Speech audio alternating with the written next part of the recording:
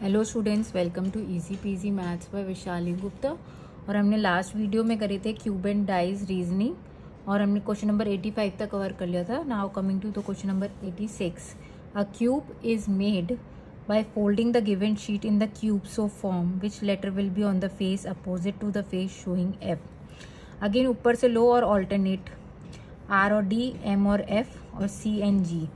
तो आर का अपोजिट क्या हो जाएगा डी, एम का अपोजिट हो जाएगा एफ और सी का अपोजिट हो जाएगा जी। और हमसे पूछा है एफ का अपोजिट, तो एफ का अपोजिट क्या हुआ एम, तो हमारा आंसर क्या हुआ C. Now two different position of the same dies are given below, find the alphabet opposite to C. अब अगर आप इसमें देखो बी कॉमन है, तो रूल कहता है जब भी ऐसा हो तो हम स्क्वायर सर्कुलर मोशन लगाते हैं बी को बेस बना के। तो ऐसे लिखेंगे इस वाली डाइज का, तो बी सी एंड ए, यहाँ पे बी लिखेंगे, सर्कुलर मोशन में चलेंगे E and D, sorry clockwise motion में। तो सी के अपोजिट क्या है ई, तो आंसर क्या होगा ई, 87 का A. Now three position of a dice are given below. What will come on the face opposite to the face containing 9 on it? अब आप ये देखो, ये वाली डाइस दे रखी है और ये वाली दे रखी है हमको। इन दो डाइस पे आप देखोगे एट द रेट कॉमन है। अगर हम फिर स्क्वायर सर्कुलर मोशन लगाएं एट द रेट को बेस बना के, तो लिखेंगे पहले इस वाली डाइस को लिखते हैं एट द रेट #8, ठीक है। इसको लिखेंगे एट द रेट 9 एंड 7। तो आपको पता है एट द रेट 9 7, तो हमसे पूछा था 9 के अपोजिट, तो 9 के अपोजिट क्या होगा hash. Now coming to the question number 89। A cube is made by folding the given sheet in the cube so form which letter will be on the face opposite to the face showing H. Again ऊपर से लो opposite पकड़ो, H का opposite क्या होगा S, P का opposite क्या होगा टी, और जो बच जाता है वो एक दूसरे के अपोजिट होता है। एन का अपोजिट ओ गया, तो एच का अपोजिट एस है, पी का अपोजिट टी और ओ का अपोजिट एन। तो हमसे पूछा एच, तो आंसर क्या होगा एस, 89 का। Now coming to the question number 90।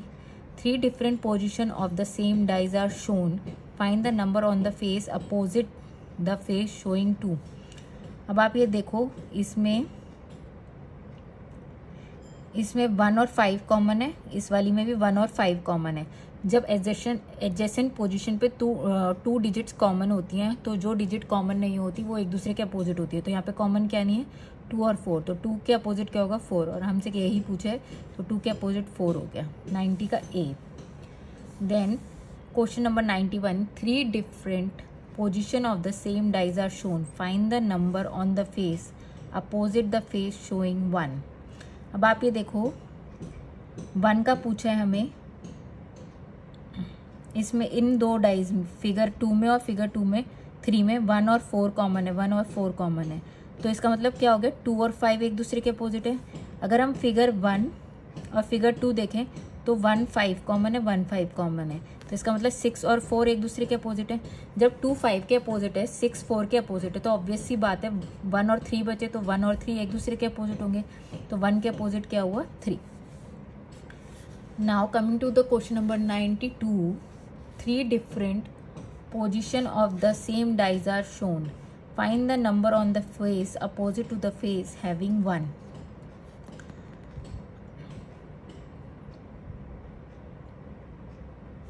अब आप ये देखो, इसमें 4 और 2 कॉमन है, 4 और 2, 4 और 2, तो 3 और 6 एक दूसरे के अपोजिट है। देन इस वाली डाइज में 4 और 6 कॉमन है, फिगर 2 और फिगर 3 में, तो 2 और 6 एक दूसरे के कॉमन अपोजिट हुए।